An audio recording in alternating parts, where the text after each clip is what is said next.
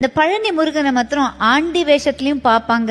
ஆனா அது முடிச்சுட்டு ஃபுல்லா சக்கரவர்த்தியா அந்த வேஷத்துலயும் பாக்குறது ரொம்ப அதுதான் அம்சமானது. அது அது அதுக்கு ஒரு தனி ஒரு ஐதீகம் இருக்கு இல்லையா? அது என்னது? அது காலையில அவன் ஆண்டி குளத்துல இருப்பான், சாயந்தரம் ராஜ அலங்காரத்துல இருப்பான்.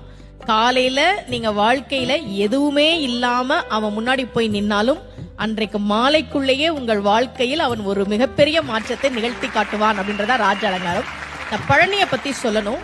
தமிழ்நாட்டுல முதல்ல ஒரு கோவில்ல தங்கத்தேர் வந்ததுன்னா அது பழனியில தான். அதை உருவாக்கியவர் ஒரு தனி நபர்.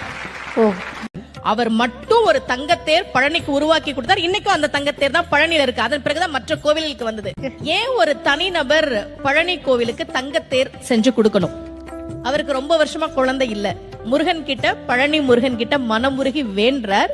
இரட்டை ஆண் குழந்தை பிறந்ததால் நன்றி கடனாக அதை கொடுத்தார். அப்போ முருகன் கிட்ட நாம ஒரு விஷயம் கேட்டா கேட்டதை விட அதிகமாக கொடுக்கக்கூடியவன் முருகன் அப்படின்றது நமக்கு தெரியுது.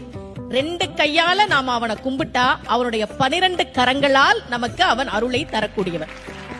பக்கரைவி சித்திரமணி பொற்கலனை இட்ட நடை பற்றி என்னும் முக்கிர துரகமும் நீப பக்குவ மலர்த்தொடையும் அக்குவடு பட்டொழிய பட்டுருவ விட்டருள் கைவடி வேலும் திக்கது மதிக்கவரு குக்குடமும் ரட்சை தரு சிற்றடியும் முற்றிய பன்னிருத்தோளும். தமிழ் இது முருகனே சொன்ன திருப்புகள். முருகன் ஏன் காலை சின்னதா வச்சிருக்கான் தெரியுமா?